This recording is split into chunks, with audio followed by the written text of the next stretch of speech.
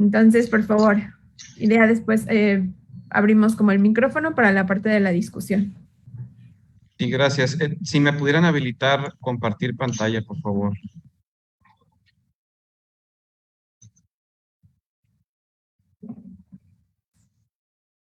Tú vas a habilitar. Un momento.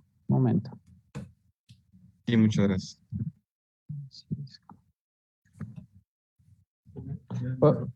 ¿Será que le puedo pedir el favor a Magda, una persona que está conectada, si puede salir y volver a entrar un momento? Por favor, Magda.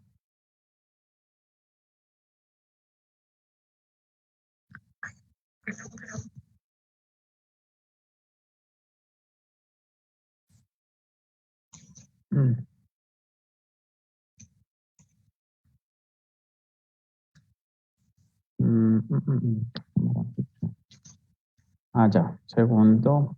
Ya creo que ya lo logré. Ya te doy el paso, Francisco. Francisco Fuentes.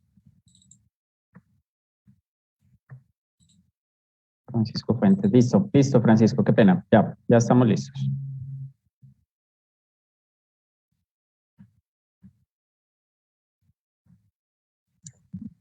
Creo yo que ya se ve la proyección, ¿verdad? Ok, Sí. muy bien. Pues muchas gracias por la invitación a todos los organizadores de este foro internacional de prospectiva. Como ya lo he platicado, estoy estudiando el tema de la violencia familiar aquí en el municipio de Victoria.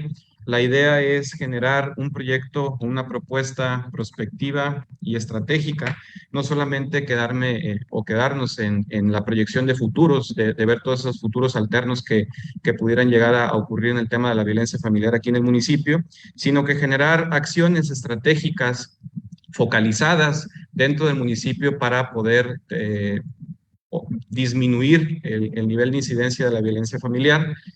Pero, ¿por qué escogí violencia familiar y no otro tipo de delitos? Porque si ustedes pueden observar las cifras de incidencia delictiva, la mayoría de los delitos ocurren en los robos y la violencia familiar es el segundo de los delitos que ocurren aquí a nivel estatal. Me encuentro ubicado en el estado de Tamaulipas, es una de las 32 entidades federativas de aquí de México y específicamente en la localidad de Ciudad Victoria, que es uno de los 43 gobiernos locales de esta entidad federativa que es Tamaulipas. Porque, ¿por qué escoger la violencia familiar con respecto a los otros delitos? Porque la violencia familiar precisamente tiene repercusiones sistemáticas, al ser la familia el primer lugar de socialización de valores y roles para los individuos. ¿Qué quiere decir esto? Que si desde los hogares no generamos factores protectores para que los ciudadanos puedan involucrarse o relacionarse sin violencia dentro de sus hogares, muy posiblemente, y ojo aquí, es muy posiblemente pudieran, dentro de otras dimensiones, me refiero a fuera del hogar, muy posiblemente estos individuos pudieran generar condiciones también de conductas inapropiadas, es decir, trasladar la violencia que ocurre dentro de los hogares hacia otros ámbitos de la sociedad.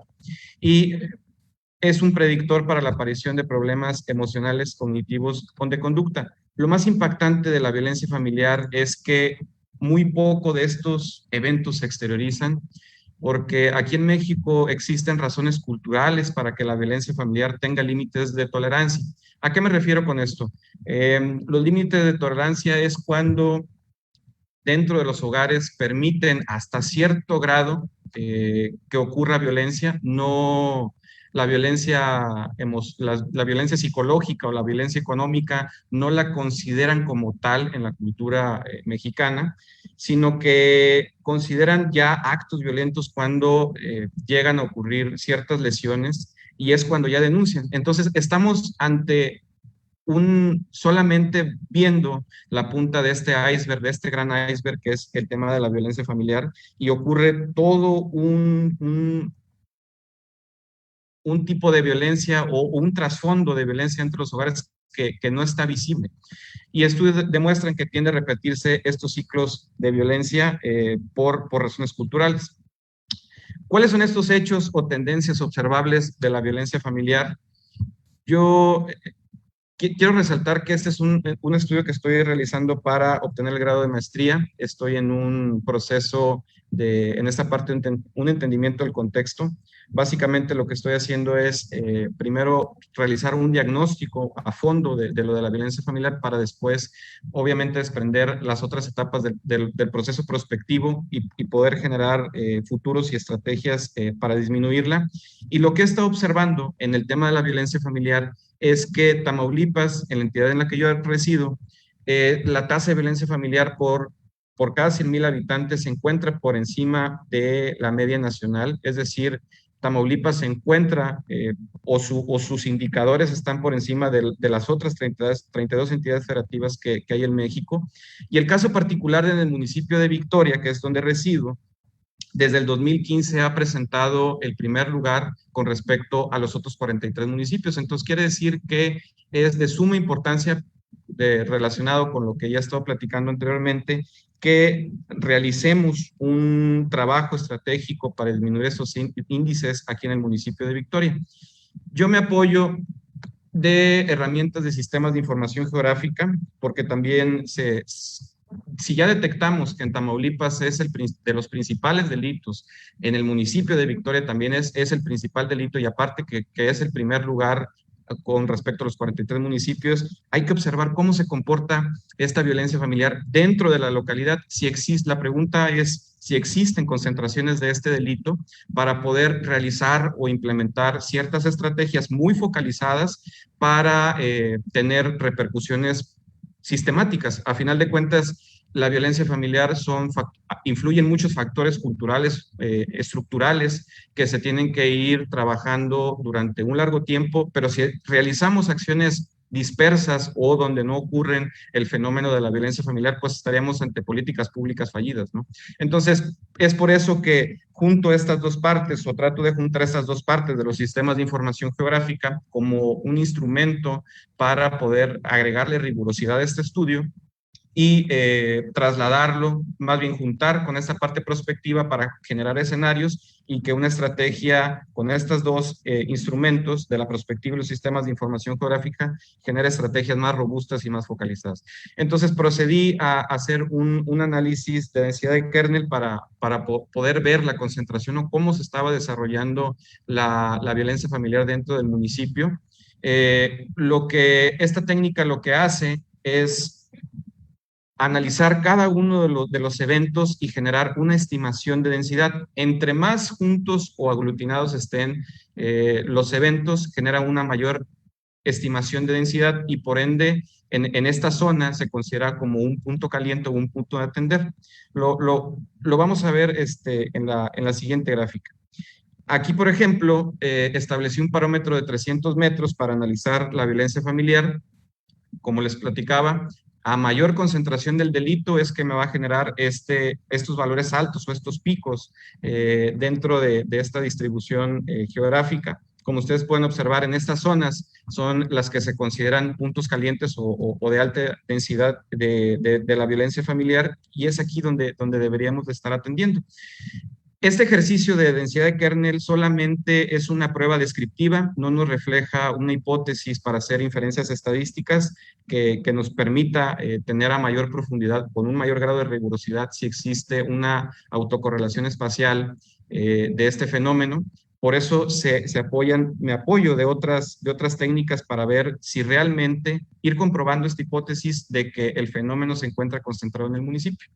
Recurro a otra de las técnicas que se llama GI de Gettys y Orr, en donde los delitos, estos mismos delitos de violencia familiar que fueron analizados desde el periodo desde el 2016 al 2018, con esta técnica podemos realizar un proceso estadístico en el que, para hacer un punto caliente o un punto de hotspot significativo, una entidad, que en este caso las entidades son las manzanas de este municipio, de esta localidad de Ciudad Victoria, esta manzana debe tener, para hacer un punto caliente, perdón, esta manzana debe de tener alta concentración de delitos, denuncias de violencia familiar, y está rodeada por manzanas que se encuentran también con una alta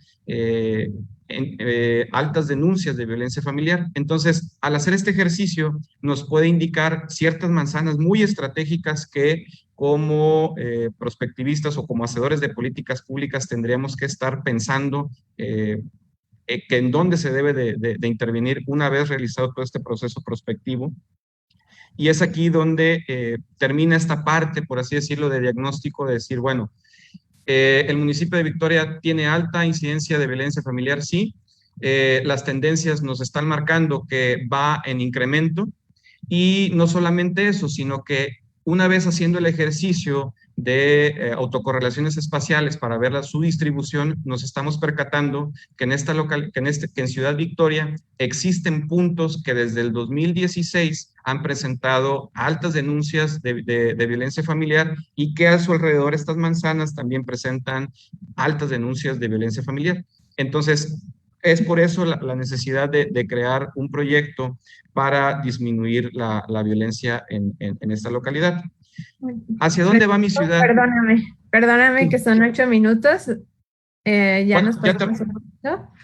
Ya termino Vale. nada más con Ok. esto. Vale.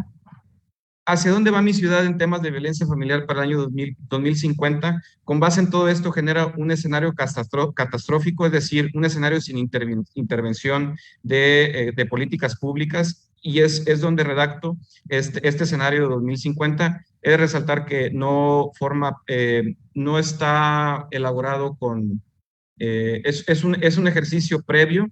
Obviamente esto lo elaboraré con expertos ya una vez realizado todos los instrumentos prospectivos, y es donde comento que el municipio de Victoria pues, se mantiene entre los primeros lugares en denuncias y que bueno, debe ser entendido por su alta importancia y sus repercusiones estructurales. Muchas gracias. Muchas gracias, Francisco. Les encargo a los demás ponentes, igual que por favor mantengamos como el límite del tiempo para que tengamos oportunidad también de discusión. Y seguimos con Alberto Velázquez, por favor.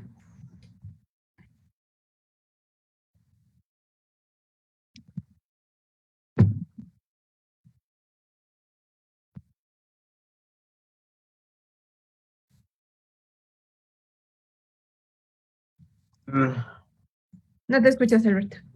¿Escucho? Bueno. Ya. ¿Ya? Listo. Ok. Mi ponencia viene a analizar 2 puntos de la situación que está viviendo actualmente mi ciudad, Ciudad Victoria, Tamaulipas, en México, y que probablemente es semejante a la que otras ciudades, sobre todo de América Latina, están sufriendo, porque estamos viviendo una época donde hay pocos acuerdos entre la sociedad civil, la iniciativa privada y el gobierno. Y particularmente, probablemente esto se deba a una falta de visión a largo plazo en las políticas públicas que se han ido implementando o que se están implementando en la actualidad. Entonces, ante esta falta de acuerdos, estamos siendo vulnerables ante lo que por mucho tiempo hemos visto como algo positivo, que es la globalización, donde dejamos un comercio local y nos incorporamos a un comercio internacional. Muchas veces se habla de que nuestras fronteras se abren y entonces podemos vender nuestros productos no solamente a las ciudades, estados o países cercanos, sino que ya estamos en un comercio donde es muy sencillo venderle a países del otro lado del océano. Entonces, ante esta oportunidad, las ciudades pequeñas nos estamos volviendo vulnerables. Y el punto la pregunta que yo traigo es sobre si esta vulnerabilidad se está viendo reforzada por la falta de la visión a largo plazo que pudieran tener nuestros gobiernos con sus políticas públicas. Mi tesis va relacionada con que no identificamos tanto en la ley, así como en la práctica, instituciones que se estén dedicando a hacer estudios prospectivos y propuestas a largo plazo sobre las políticas públicas. Tenemos instituciones, pero más hacia el sector educativo, como son los esfuerzos que está haciendo el Colegio de Tamaulipas al crear recurso humano que comprenda y que estudie estos métodos prospectivos para finalmente hacer nuestras propuestas hacia las políticas públicas o hacia la iniciativa privada, hacia el comercio, hacia el emprendimiento. Y bueno, particularmente quiero poner el ejemplo de las plataformas tecnológicas que las visualizamos como casos de éxito, porque realmente lo son, donde una aplicación puede ser instalada en cualquier celular de cualquier persona en el planeta y no requiere mayor inversión sobre una localidad para que esta funcione. Entonces, nos volvemos, con estas aplicaciones, nos volvemos en unos consumidores mundiales, donde estamos comprando nuestros insumos a productores de otros lados del mundo y nos estamos olvidando que nosotros no estamos produciendo, nos estamos volviendo nada más consumidores. Entonces, en esta vulnerabilidad que tenemos las ciudades pequeñas, pues ¿cuál es el futuro al que nos vamos a enfrentar? Cuando los recursos que generamos localmente los estamos mandando a otros países y bueno, en algún momento pues, todo esto va a repercutir en la economía, en el empleo, inclusive haciendo los análisis correspondientes, veremos que en los casos, como comenta el compañero Francisco, sobre las violencias que hay en las familias ante la falta de recursos. Aquí en Victoria, por ejemplo, estimamos que cerca de 2.4 millones de pesos, es decir, para hablar una moneda general, cerca de $120,000 son sacados de la ciudad mensualmente ante el uso de estas plataformas tecnológicas, y particularmente nada más del sector restaurantero, la venta de comida a través de las plataformas, y entonces los recursos se van a otras ciudades, a otros países, y no hay una derrama económica en la ciudad. Se está provocando esta fuga de dinero que finalmente va a repercutir y que ya se está notando en el corto plazo ante el cierre de negocios, porque no hay suficiente dinero circulante en la ciudad. Entonces, esto es en el corto plazo, es decir, las plataformas son recientes, llevan 1 año, 2 años. Entonces, ¿qué va a pasar en 15 años? O sea, cuando todo este dinero, ahorita México se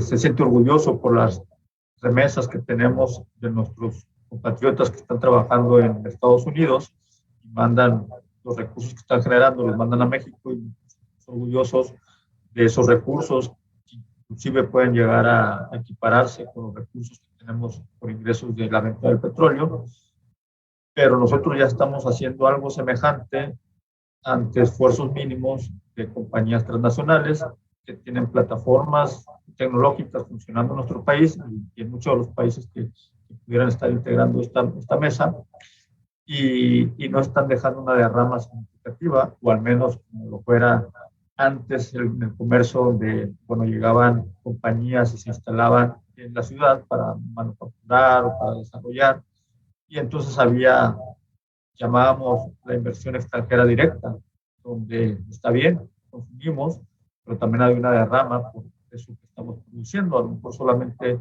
a nosotros participar con la mano de obra, pero en el caso de que estamos viviendo ahora con las tecnologías, con la globalización, ya no tenemos esa derrama económica que dejaban estas compañías y solo estamos teniendo las fugas de capital, las fugas de recursos que estas aplicaciones provocan. Entonces, finalmente, mi punto es, ¿qué estamos haciendo? ¿Qué acuerdos estamos logrando entre la sociedad civil, la iniciativa privada y el gobierno para tener unas políticas públicas que permitan a las ciudades, sobre todo a las ciudades pequeñas, no ser vulnerables o ser competitivas ante la globalización en la que estamos inmersos y que va a continuar siendo y llegando hasta más lugares y fortaleciéndose? Eso es el punto que quiero traer a la mesa para sus comentarios y bueno, para estar preparados ante lo que viene sobre lo que está sucediendo Gracias. Muchísimas gracias, Alberto. Definitivamente creo que ahí entre lo que acaba de comentar Francisco y lo que tú estás comentando, hay varios puntos de discusión que podemos abarcar posteriormente. Le cedo el micrófono a Carlos, por favor, los 8 minutos para presentar tu proyecto. Sí, gracias, Abril. Lo mío es en materia de planeación institucional y la gestión pública. Empezamos, como nos lo pidieron, ¿qué podría pasar en este caso en mi estado para el 2050? Lo que estamos pensando es que se consolida el subdesarrollo. Quiere decir que podemos caer en el hoyo del desarrollo, del subdesarrollo. Esto es porque la planeación nos ayuda a tener la estrategia para lo que viene. Pero ¿qué es lo que viene y cómo viene? Ahí es donde la planeación requiere la ayuda de la prospectiva. Y resulta que esto que viene, pues se llama desarrollo. Entonces, esto me ayuda para tomar un atajo y decir que hay una necesidad urgente de incluir a la prospectiva en el marco de la planeación institucional, en la gestión gubernamental, situación que la verdad es un verdadero reto porque pues tenemos un marco jurídico, de entrada tenemos un marco jurídico que data de hace 40 años, ¿no? Entonces, créanme que nada tiene que ver con todas estas cosas que estamos platicando para el desarrollo. Sin embargo, la planeación así la denomina como planeación para el desarrollo. Este marco legal en materia de planeación tiene mucho que ver básicamente con 3 aspectos fundamentales, son varios, pero 3 fundamentales, que es la composición y funcionamiento de los órganos de la planeación, por supuesto, funcionamiento especializado. Los productos y servicios a ofrecer por parte de la planeación. En especial los insumos para la elaboración de políticas públicas y carteras de proyectos de desarrollo. Y una tercera parte sería el mecanismo de participación de todos los actores del sector privado y del sector social, destacando de manera muy especial el sector académico y de investigación. Lo destacable para fines de esta ponencia es que en este marco legal la prospectiva es la gran ausente, así como la visión de largo plazo. Sobre todo porque la planeación institucional, según su marco legal, decíamos, es para el desarrollo. De ahí que se desprendan temas relevantes. Primero, ¿qué se entiende por desarrollo? Aclaro, solo para fines de planeación institucional, vamos a tomar un atajo para responder esta pregunta. Entendamos a la Agenda 2030 para el Desarrollo Sostenible con sus 17 objetivos y sus 169 metas como un plan de carácter internacional y visión de largo plazo, el cual nace de 3 propósitos fundamentales: la lucha contra la pobreza, la lucha contra la desigualdad y la injusticia, y la lucha contra el cambio climático. De ahí se desprenden todos estos 17 objetivos. Y si es así, como la Agenda 2030 concibe el desarrollo, luego entonces, ¿cómo se concibe el desarrollo en los planes de cada uno de nuestros países? Y más aún en los estados, como en este caso, nuestro estado de Tamaulipas, aquí en México. Los planes aquí siguen un proceso primero, siguen un proceso así medio como que no debe ser. Y desde ahí es donde implica lo que hay que modificar. Primero, la autoridad electoral le pide a los partidos políticos que van a contender en una elección una plataforma electoral, que no es más que un documento de temas y acciones que van a cumplir en el tiempo por el que son electos. Documento que supone debe estar basado en los documentos básicos de cada uno de los respectivos partidos. Así que los candidatos y sus respectivos partidos políticos, una vez en campaña, hacen acopio de todas las necesidades y propuestas que les presenta la ciudadanía, y ya como gobierno, todo este proceso se convierte en el material base para la elaboración del plan de desarrollo, el cual se somete a una consideración pública, por lo que se obtiene el documento final y se expide el decreto donde se formaliza como plan de desarrollo para una observancia obligatoria. Y es ahí donde las acciones de planeación institucional deben de tener un giro. Aquí, el génesis de la planeación institucional, donde observamos que en la actualidad tiene un peso predominantemente político, asociado más a una condición electoral o de partido, y a otra de poder cuando se es gobierno. Para fines electorales no tiene ningún sentido seguir en este camino, ya que la gran mayoría de los votos se dan en razón a otros factores más circunstanciales. El voto se dirige a otras cosas. Y en mucho menor medida se da en razón al desarrollo. Lamentablemente, esa es la huella del subdesarrollo en nuestro país. Por eso, un diseño de planeación institucional debe empezar desde lo que hemos llamado el génesis. Desde aquí debemos de empezar a una nueva gestión ciudadana para el desarrollo. Un cambio donde la gobernanza sea el eje rector de la planeación de desarrollo y no el sistema de partidos y la gestión pública. Esto, pues, por supuesto, atiende más a una cultura de desarrollo que exija un pensamiento más crítico, innovador, responsable y de valores. Y que la prospectiva nos ayude no a predecir el futuro, sino que nos lleve de la mano ante la complejidad y la incertidumbre, con análisis y con métodos encaminados a influir en el futuro con acciones en el presente. Una perspectiva, aquí retomo lo de Milkos y Tello, una perspectiva que cumpla lo siguiente: que construye escenarios futuros con métodos prospectivos, que proporcione elementos estratégicos fundamentalmente para todo el proceso de planeación, que fundamente visiones compartidas, que impulse capacidades de transformación, que facilite entender la complejidad de los escenarios y que permite el diseño de escenarios deseados, y finalmente que ofrezca a la gestión pública todo lo necesario para que las políticas públicas sean eficaces y eficientes. Terminé. Muchas gracias. A la orden. Muchísimas gracias, Carlos. De nuevo, creo que sí tenemos ahí varios puntos en común dentro de las ponencias que hemos estado viendo, y me gustaría que ahora Diego pudiera como presentar Diego Armando, su proyecto, para ahora sí comenzar con la discusión. ¿Me permite compartir pantalla?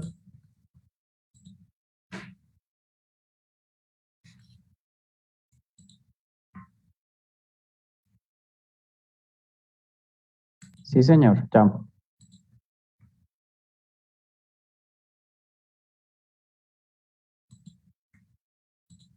Ya.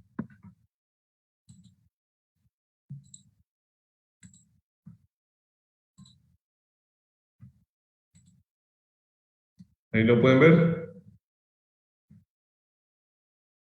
Sí. Sí. Y bueno, este proyecto de investigación le llamamos aproximación para la identificación de las tendencias y megatendencias en el ámbito social en Costa Rica para el año 2050, mediante, técnicas prospectivas de determinación de tendencias. Estos son el grupo de compañeros, Valeria, Noel, Leiner, y acompañados por el compañero, el profesor Jason Calvo Rojas. Entonces, ¿cómo realizamos este análisis? Sabemos que el tema social es muy grande y tiene prácticamente cada una de sus variables sería una investigación o se puede profundizar a muchos niveles. En este caso, al ser también a nivel de país, tiene mucho más variables. Entonces, para determinar estas variables que identificamos, usamos el índice de desarrollo social como el indicador y cada una de sus partes. Entonces tratamos de abarcar la parte social, salud, la participación social, la salud, la educación y la seguridad. Entonces en esos 4 pilares se centra la investigación y sigue con respecto a la CEPLAN de Perú, ¿verdad? Que es el Centro Nacional de Planeamiento Estratégico.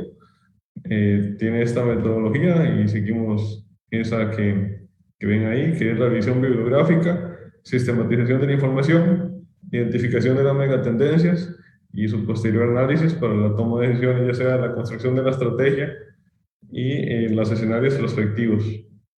Entonces, tiene una serie de matrices que hay que ir llenando con respecto a las fuentes de información más relevantes en el tema que se esté investigando.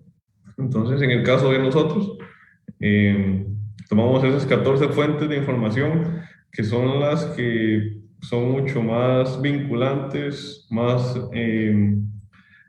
relevantes en el tema, que tienen investigaciones mucho más recientes y nos permiten tener un grado de confiabilidad para poder diseñar un futuro.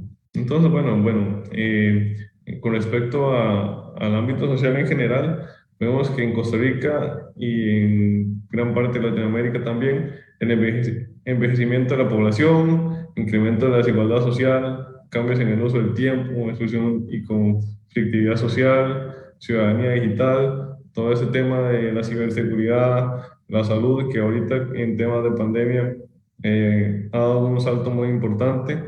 Y bueno, todos estos hechos portadores de futuro son visualizados en una serie de publicaciones, ya sea libros, ensayos, informes científicos que van identificando ese hecho portador de futuro. Entonces, por eso las X son qué tan frecuente nos la encontramos en la bibliografía, en las noticias y en el quehacer científico. Próximamente, una matriz de sistematización y agrupación temática de las megatendencias. Entonces, ya aquí limitamos un poco más esas tendencias y hechos portadores del futuro y lo dividimos ya en las variables que determinamos, que es la demografía y sociedad, educación, seguridad y salud. Igual en las fuentes de información que tenemos, dando un puntaje para ver cuáles son las más importantes y las que pueden ir impactando mucho más en el desarrollo del país o en el ambiente social que estamos identificando. Entonces, en demografía y sociedad, envejecimiento de la población, incremento de la desigualdad social y cambio en el uso del tiempo. En la educación, capacitación en STEM, las brechas educativas, que ahora con el tema de pandemia y de todas maneras ya antes del 2019 ya se venían presentando bastantes brechas educativas, al menos en Costa Rica, ya sea el acceso a la educación, acceso a internet o medios para los estudios, y seguridad de los habitantes o seguridad, criminalidad, la cooperación internacional para la seguridad, evolución y crecimiento del narcotráfico, ciberdelincuencia y anonimato. Creo que estas son problemáticas también importantes en la región, que no necesariamente exclusivas de Costa Rica. Y en temas de salud, salud digital y telemedicina, tecnologías disruptivas de salud y prevención y promoción integral de la salud.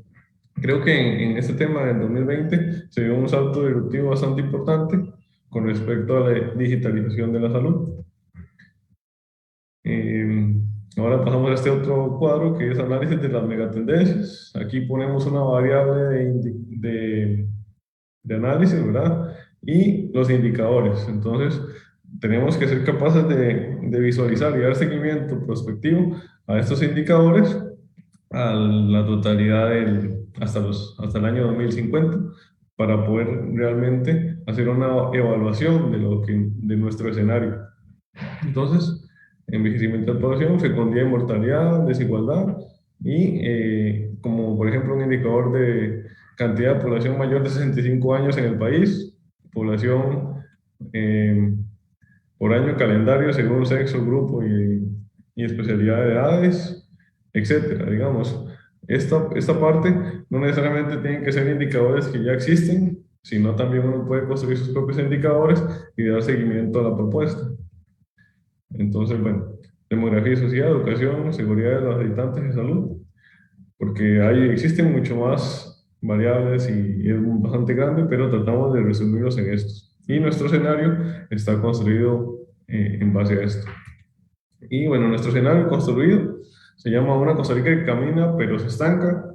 Entonces, sabemos que vamos bastante bien en términos de nuestra región, En temas de indicadores, Costa Rica presenta importantes avances y es bastante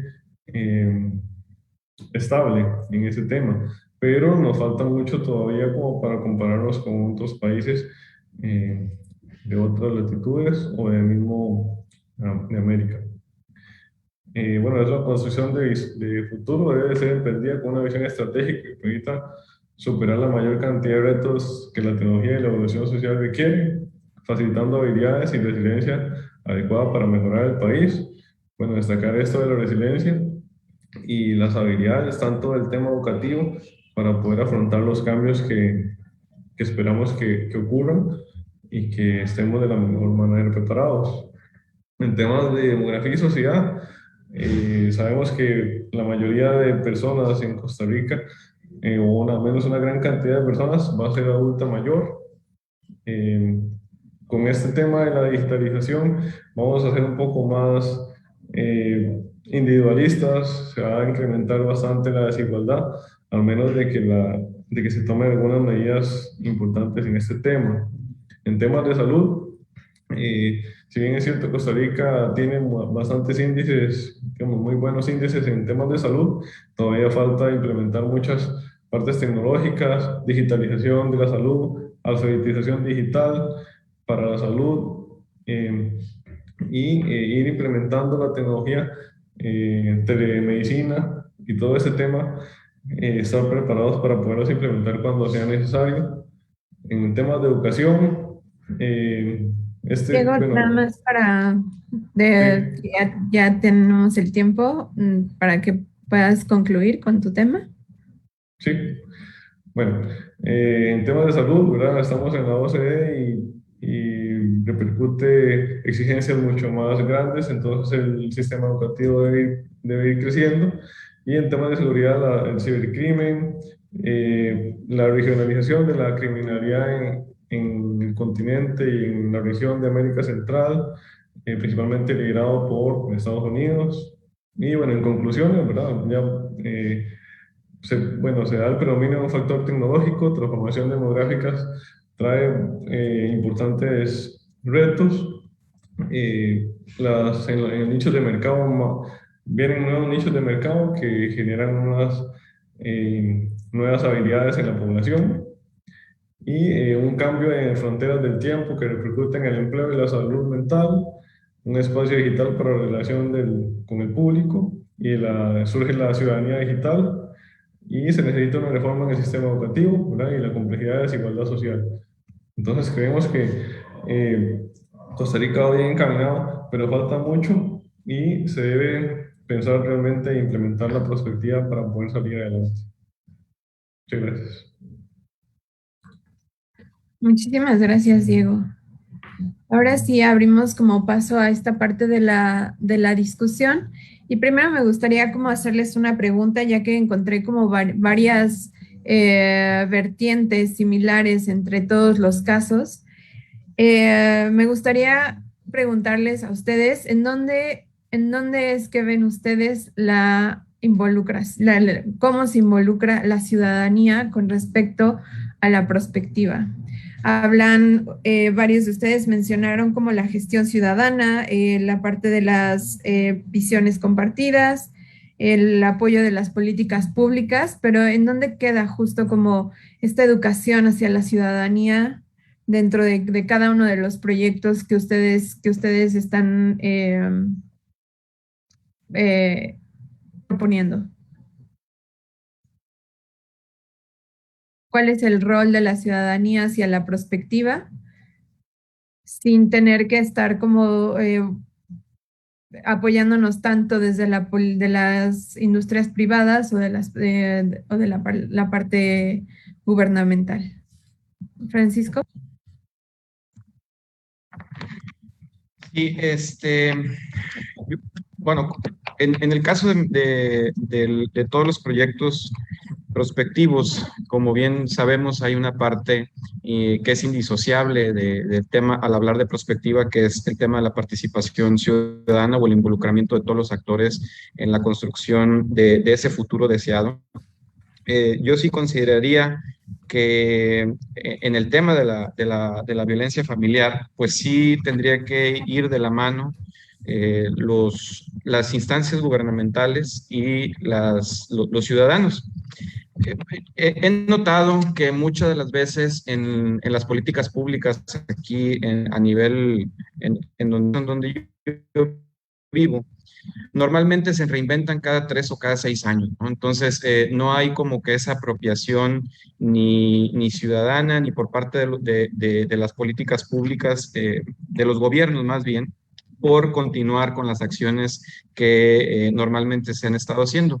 No, si hay acciones o si hay políticas públicas buenas, normalmente llega otro gobernante, aunque sea el mismo partido político, y cambia estas formas de generar las políticas públicas. Entonces, yo creo que sí es muy importante la parte ciudadana que se apropie de estos proyectos para que, indistintamente si llega cualquier gobierno o cualquier actor político nuevo, cada 3 o 6 años, pues que la ciudadanía sea la base para incentivar que los gobiernos estén utilizando, implementando las acciones que los ciudadanos consideran como estratégicas y las que sí han visto resultados, ¿no?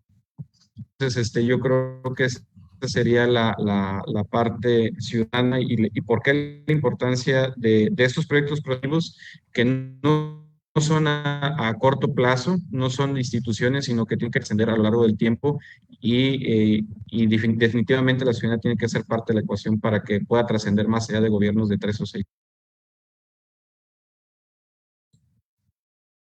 ¿Puedo hacer una intervención ahí?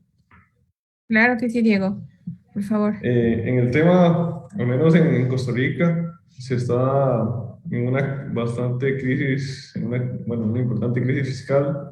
Entonces, para hacer todos estos cambios que requiere la sociedad costarricense y estoy seguro que también bastante de América Latina, hay veces los recursos no están tan a la mano bueno, tan en la cantidad necesaria para poder hacer estas transformaciones, al menos en el campo tecnológico y de salud. Entonces, la ciudadanía también puede aportar en alianzas público-privadas. Creo que los países tienen bastante avances en materia jurídica en ese tema. Entonces, son importantes fuentes de recursos, no solo desde el punto de vista de empresas, ¿verdad? Empresa privada y el sector público, sino también cooperativas, eh, fideicomisos, ¿verdad? Que pueden ir formándose, que apoyen a la ciudadanía y puede integrarse también tanto a una reactivación económica como un apoyo también al desarrollo del país. Muchas gracias, Diego. Carlos, Alberto, ¿ustedes quieren agregar algo? Sí, claro, Abril. Yo en principio diría que así como, así como escuché el planteamiento, yo creo que es decir, la ciudadanía no debe de ir a la prospectiva. En todo caso, la prospectiva tiene que ir a la ciudadanía, pero con métodos. ¿Ah? Con métodos y pasos perfectamente claros para saber sobre lo que se busca y se quiere y los escenarios a construir. Porque otra vez, esto de ciudadanía es quitarle todo el sesgo político a la parte de la construcción del futuro, con herramientas, por supuesto, prospectivas. Yo creo que ahí hay que tener, sobre eso, hay que desglosar más el tema y marcar las pautas de acción para que esto no se convierta en cosas que no se deben de convertir y que ya nos llevaron a situaciones que no nos deberían de haber llevado. ¿Vale? Muchas gracias, Carlos. Alberto.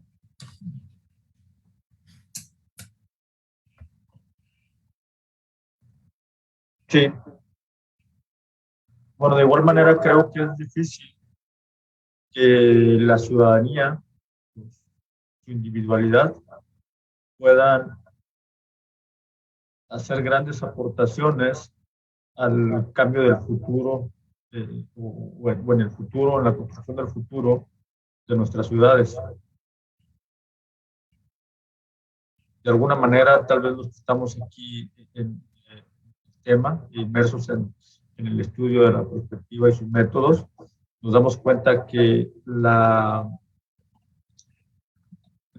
llevar a cabo las acciones para cambiar este futuro de acuerdo a lo que nosotros queremos que se haga, o lo visualizamos y proponemos, son acciones que finalmente requieren de mover no solamente a la sociedad organizada y al sector privado, sino que el brazo más fuerte que tenemos para lograr esto es el sector público o la administración pública. Y efectivamente, como ciudadanos, podemos hacer nuestras aportaciones como estudiantes, como investigadores de la perspectiva, podemos identificar, sugerir, pero finalmente el realizar acciones significativas tendríamos que hacerlo a través de las instituciones. Esa es mi opinión. La sociedad tiene que estar acompañada, la ciudadanía tiene que estar acompañada de las instituciones, principalmente gubernamentales, para lograr construir el futuro que queremos. Eso es mi. Y ahora un poco de lo que acaba de mencionar Carlos, de que la perspectiva tiene que ir a la ciudadanía. ¿Cómo es que consideran en cada uno de los temas que se pueden crear estos lugares de intersección entre los estudios de futuro, la perspectiva, con todos estos stakeholders que ustedes mencionan, la parte de las instituciones públicas, las privadas, cómo es que participa la ciudadanía también, porque acuérdense que los cambios deben de empezar en algún lado, no podemos hacer cambios de 180 grados en un año, sino que se requiere, así como bien lo dijiste Alberto, se requiere de tiempo. ¿Y en dónde comienzan estos cambios? ¿Dónde se generan estos espacios de interseccionalidad?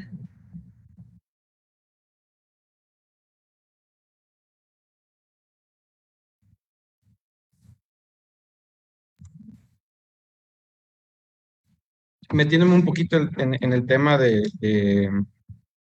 compañero Carlos, yo considero que, ¿sí se escucha, perdón? Sí, sí se escucha. Perdón, es que me pareció conexión inestable. Considero que los planes municipales de desarrollo, los planes estatales de desarrollo pueden fungir como un proceso o herramientas para poder involucrar a la sociedad en las acciones gubernamentales.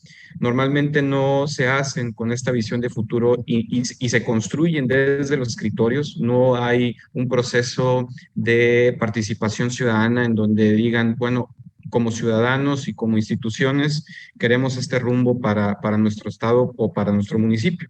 Normalmente se redactan desde los escritorios, se supone que debe haber una parte ciudadana o de consulta para poder tener esa visión.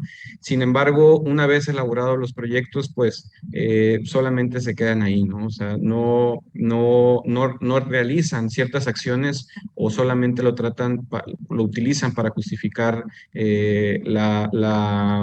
justificar que la ley lo exige y realicen estos procesos. Entonces, consideraría que este sería un instrumento ideal que nosotros como hacedores de políticas públicas pues estamos dejando ahí de largo, ¿no? O sea, es una herramienta importante los planes municipales, los planes estatales de desarrollo, y yo creo que sí estaremos debiendo de pensar en agregarles enfoque prospectivo de visión para involucrar a la ciudadanía y poder generar esos canales, ¿no? Institución, ciudadanía, y con una visión de futuro en donde todos construyamos. Y ahí sí, pues no nos podríamos salir, tanto las asociaciones civiles como las instituciones sabrían el rumbo que todos nosotros que conformamos el Estado, la entidad federativa o los municipios, sabemos a dónde queremos llegar, ¿no? Entonces, pudiéramos generar acciones encaminadas a esto, a contribuir a esa visión de futuro que ya en su momento nosotros mismos estuvimos creando y que ahora nos toca materializar tanto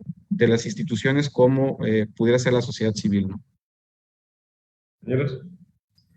Bueno, antes de que hable don Carlos, creo que de la corriente de alfabetización de futuros, la perspectiva tiene importantes herramientas para poder integrar a los actores sociales dentro de la construcción de escenarios y escenarios apuesta y demás,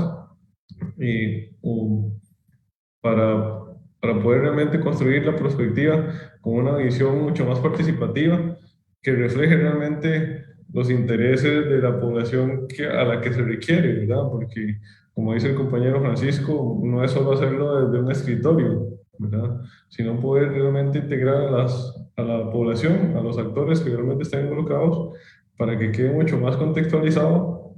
Y bueno, creo que ese es un reto importante que tenemos los prospectivistas en América Latina. Realmente explicar qué es la prospectiva a la población, ¿verdad? Hacerla mucho más accesible a que pueda ser utilizada en otros ámbitos, no solo en estos espacios como que tenemos nosotros que sí entendemos que es prospectiva, pero al menos en el caso personal me ha sido un poco difícil explicar a la población, a las empresas o a las organizaciones, cómo es la prospectiva, qué es lo que queremos de la prospectiva, que no es nada más un plan a largo plazo, sino que es realmente una construcción del futuro. Entonces creo que ese es un reto que tenemos y debemos darlo, y creo que también estos espacios de discusión son importantes. Muchas gracias, Diego. Creo que tu aportación es muy importante. Carlos.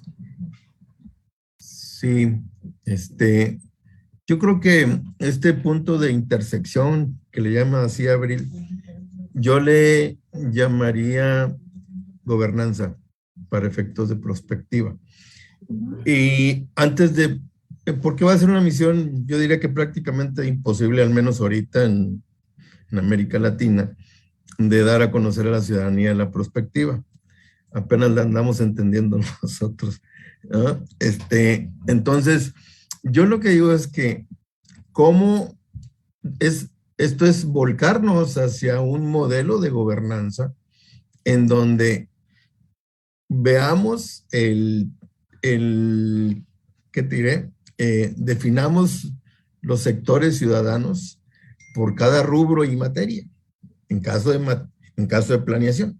Es decir, por ejemplo, yo veo en el campo de la planeación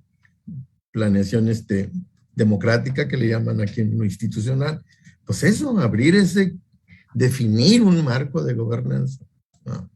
Para ver cómo vamos a instituir. Que la gobernanza, para efectos de prospectiva, no termine en stakeholders, no termine en método Delphi. O sea, a lo mejor hay que abrir la mente, aperturar la mente para construir más métodos. Y necesitamos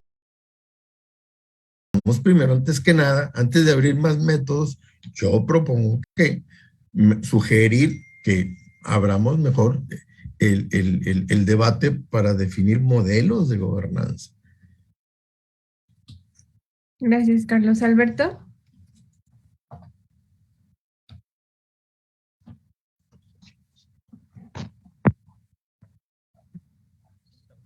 No te escuchas.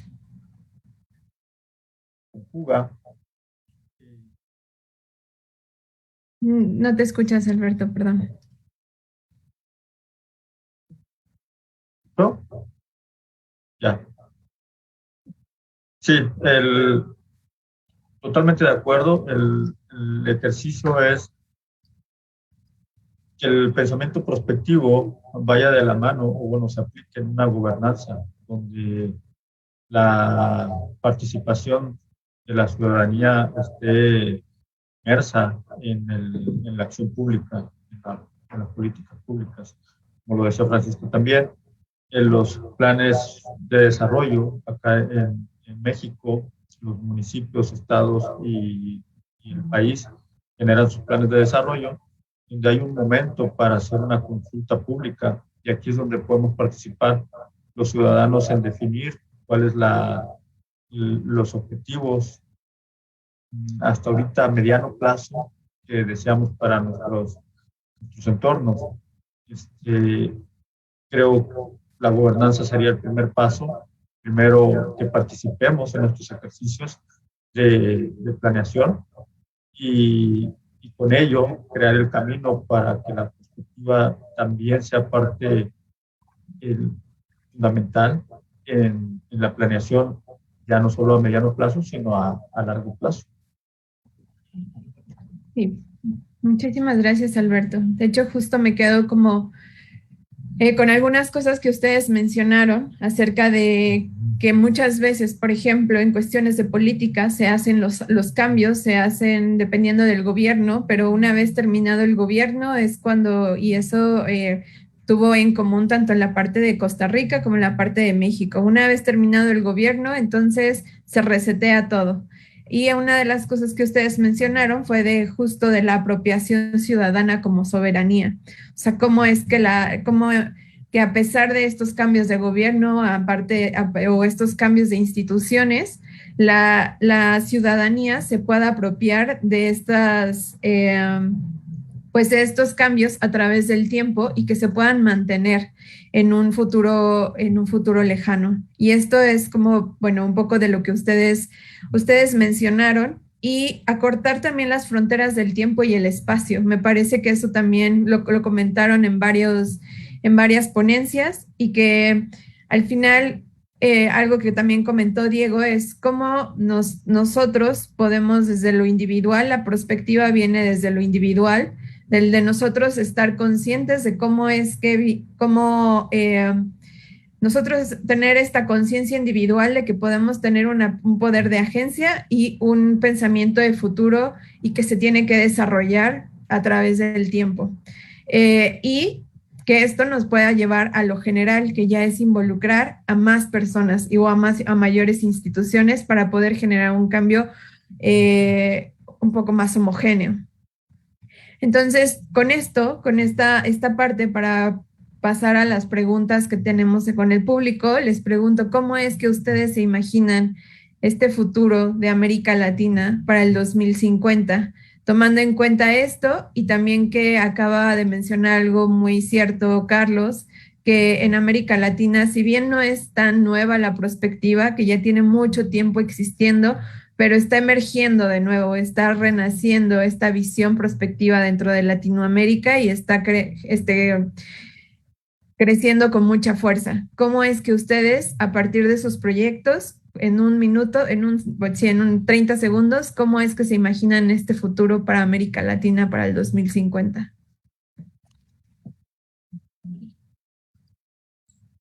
¿Qué sé yo? Bastante, Diego. Bueno, creo que de todas maneras el futuro va a venir, estemos preparados o no estemos preparados, no tengamos pensamiento prospectivo o no, ¿verdad? Entonces es importante tener presente y estar analizando constantemente las tendencias y los hechos portadores del futuro, las megatendencias que nos va dando la región, para poder ir no solamente adaptarnos, como decía en la exposición de la señora Lourdes Rodríguez, que estabas poniendo anteriormente ahí. No solo es padecer el futuro, sino estar preparados antes de que pase, que realmente sea una planificación anticipatoria para poder tomar decisiones, y obviamente habrán cosas, cisnes negros, que no podemos prever así tan seguramente, pero estar preparados para las situaciones. Entonces, indistintamente del futuro que venga, debemos estar preparados con una planificación anticipatoria. Gracias, Diego.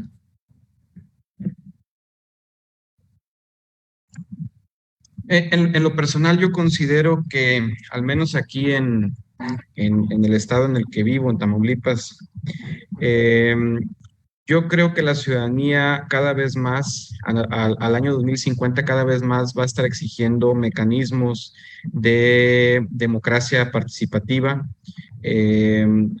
Cada vez más considero que se va a querer involucrar en este quehacer político, y va a querer encontrar estas estas vías de comunicación para que el gobierno haga bien su trabajo y para que ellos puedan influir en las decisiones gubernamentales, porque he estado notando que ha habido ya varias transiciones, varios gobiernos que han entrado, que han salido, y yo creo que con este auge de las redes sociales y que pueden estar observando el actuar de los hacedores de políticas públicas, considero que la ciudadanía cada vez se está involucrando más y yo creo que es la perspectiva tendría ahora sí que mucho futuro, a futuro, en su implementación por esta parte participativa. Y yo creo que como prospectivistas nos dejaría muy bien parados en el tema de hacedores de políticas públicas con este enfoque, ¿no?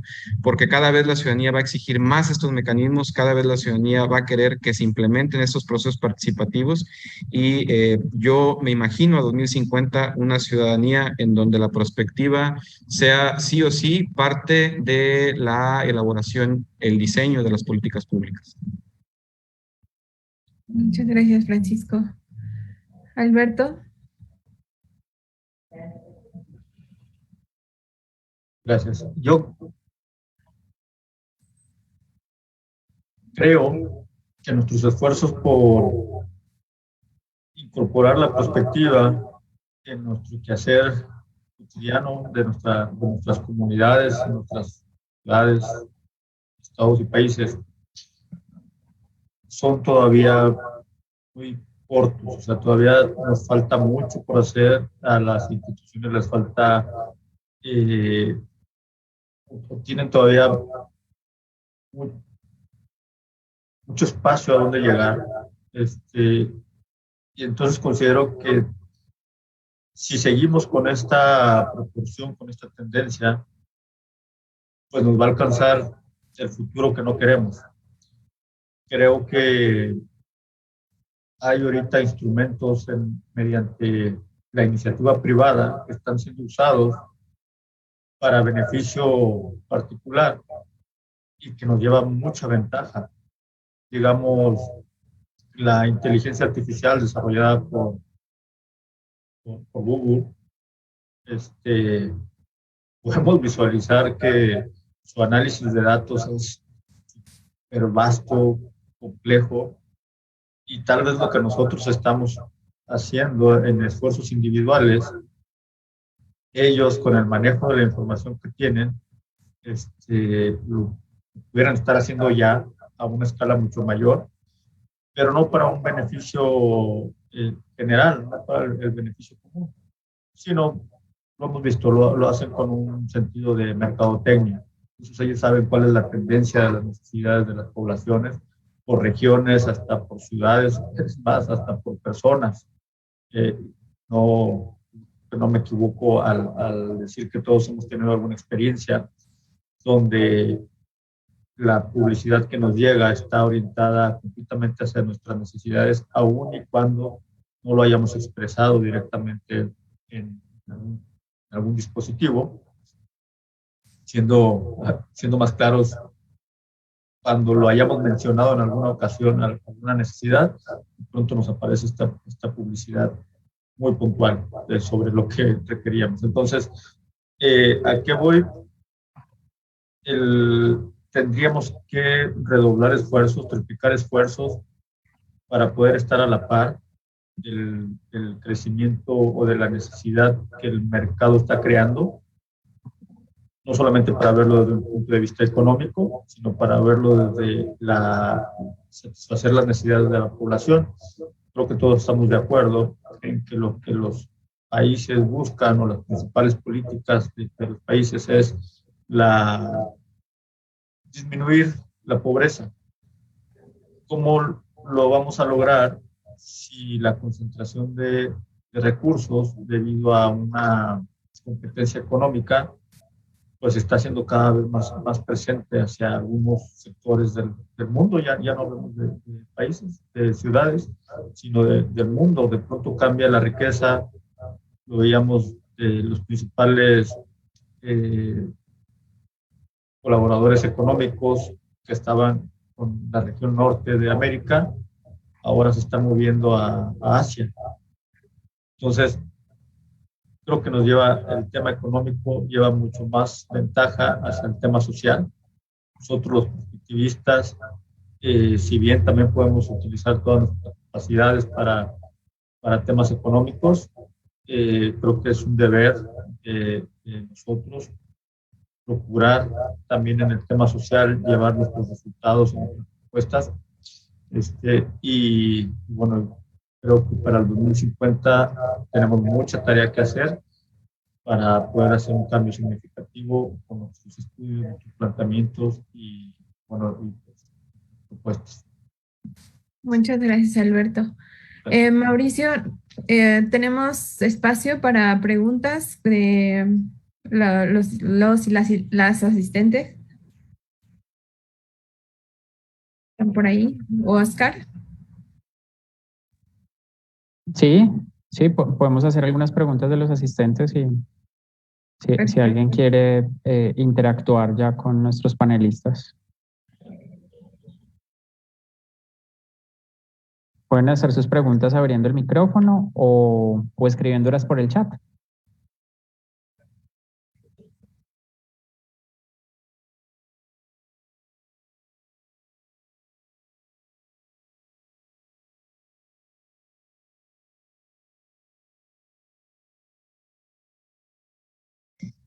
¿No? ¿Alguna de las... ¿Cómo ven la perspectiva de la prospectiva? Esa es una de las preguntas. ¿Qué opinan?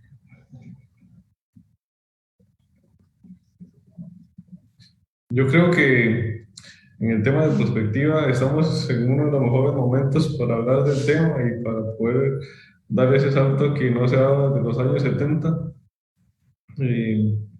Creo que esta pandemia del COVID catapultó el tema y puso en boga bastante el tema de la perspectiva como medio para diseñar una estrategia para realmente estar preparados y para sufrir realmente las consecuencias de no estar preparados. Bueno, alguna gente sí estuvo bastante preparada para el tema de la pandemia, pero vendrán otras pandemias, vendrán otros temas que no sabemos qué será, o tal vez ahorita no tenemos tan a la mano información para identificarlas. Entonces creo que la perspectiva en este momento se da porque si no nos va a seguir pasando lo mismo de ahora y no vamos a poder tal vez lograr tantas transformaciones como se requiere. Después, en otro tema, la tecnología va avanzando muy rápido. Ya hablar de 2 años ya es demasiado tiempo. Entonces, con la perspectiva, podemos ir un poco más lejos y que nos den proyectar un poco más estrategias y planes para salir adelante. Muchas gracias, Diego. ¿Alguien más quiere, ya para cerrar, que este sería el cierre de esta ponencia? Carlos, Francisco, Alberto. Pues esto de la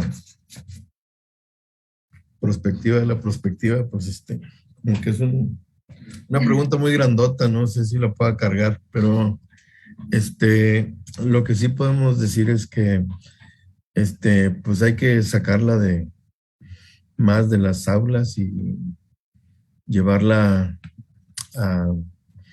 sobre todo, fundamentalmente al sector público y que los protagonistas de esto pues, sean justamente los académicos, los investigadores, para su traslado a esas áreas, al sector público y al sector social. Porque bueno, pues ahorita podemos decir que lo más destacable de prospectiva pues está más en el sector privado, ¿no? Entonces, de ahí parte, de ahí nace. Entonces, creo que si eso se hace la prospectiva de la prospectiva, pues creo que puede tener alguna modificación. Y bueno, y decíamos, puesta en el sector público es no es poner perspectiva, es poner el pensamiento crítico en la gestión pública, más que la propia perspectiva, que es justamente lo que conlleva, ¿no? Más que los escenarios, más que si los métodos, yo creo que a lo que nos debe de llevar es a la revolución en el pensamiento y más que en el conocimiento, en las competencias, ¿no? Y otro punto, otra cosa que la perspectiva debe tener es también que no se quede nada más en las alucinaciones, es decir, vamos a bajarla a proyectos. Tenemos que ver la manera de cómo lo aplicamos con proyectos, también, porque no, cargados incluso hasta de perspectiva. Pero debemos de tener esa parte, ese instrumental, esas herramientas prácticas, ¿no?, de aplicación. Y yo diría que el método, pues, o bueno, el instrumento serían los proyectos, ¿no? Y sobre todo, que esto sea más orientado, más que a las necesidades, a las capacidades. Creo que eso es lo que podemos señalar ya para concluir. Gracias. Gracias, Carlos. Francisco, Alberto, cualquiera de los dos que quiera ya para cerrar. Sí, yo nada más quisiera comentar. Yo creo que ya va a ser algo indisociable el pensar a futuro, el pensar desde cualquier ámbito en el que estamos trabajando, ya sea político o privado. Estoy leyendo más bien un libro acerca de Elon Musk, y el autor del libro menciona cómo le llama la atención que entra a estas oficinas de SpaceX y lo primero que ve es un panorámico en donde el empresario refleja cómo sería la vida en Marte, ¿no? Entonces, él tiene el objetivo de conquistar Marte y crear toda una civilización en torno a esto.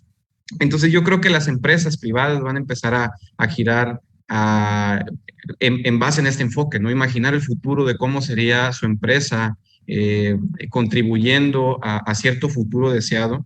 Y yo creo que tiene un muy buen futuro la perspectiva en este tipo de cosas, ¿no? Tanto en el ámbito privado como en el ámbito institucional político. Gracias, Francisco. Alberto, ya unos segunditos para terminar. Sí, gracias. Pues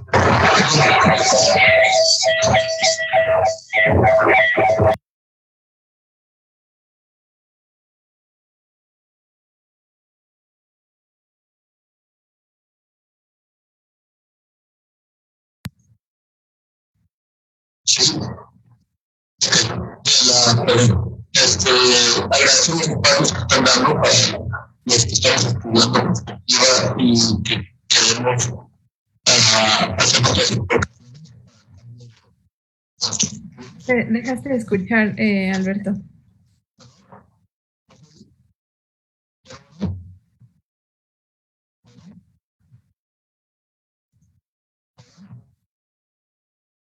Hola.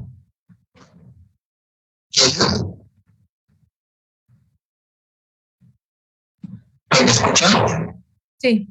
Bueno, ya desaproveché como 30 segundos. Agradecemos para los estudiantes y creadores de estudios prospectivos y bueno, pues tener estas interacciones con más pensadores del futuro y bueno, que continuemos todos trabajando para cambiar nuestra sociedad hacia el futuro que deseamos y que estamos previendo. Gracias. Muchas gracias. Igual ya como conclusión también me quedo con esta parte de lo que hemos hablado, es que tenemos como América Latina tenemos demasiado potencial, porque esto no es algo nuevo, definitivamente desde tiempos ancestrales, desde culturas antiguas ya hablábamos acerca de esta prospección de las matemáticas, de las imágenes de futuro y cómo era que se implementaban para construir civilizaciones enteras. Es como recuperamos este conocimiento, cómo infectamos este conocimiento hacia los otros, como lo dijo Carlos, cómo llevamos la perspectiva hacia el otro, hacia afuera. Y con la parte de la alfabetización de futuros, también como lo dijo Diego, es que tenemos como prospectivistas, como pensadores de futuro, que eso lo somos todos, tenemos una gran responsabilidad para que juntos podamos construir mejores futuros. Y bueno, Mauricio, Oscar, creo que hasta aquí podemos cerrar en esta interesante ponencia que tuvieron cada uno de los participantes. No sé si ustedes quieran agregar algo más, Mau y Oscar.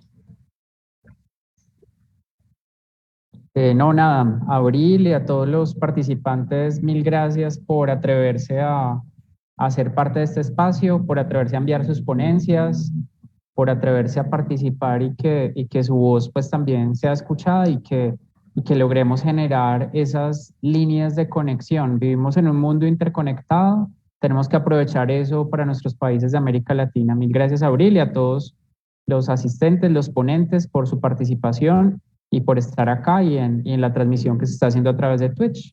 Mil gracias a todos. Feliz día. Gracias. Bye.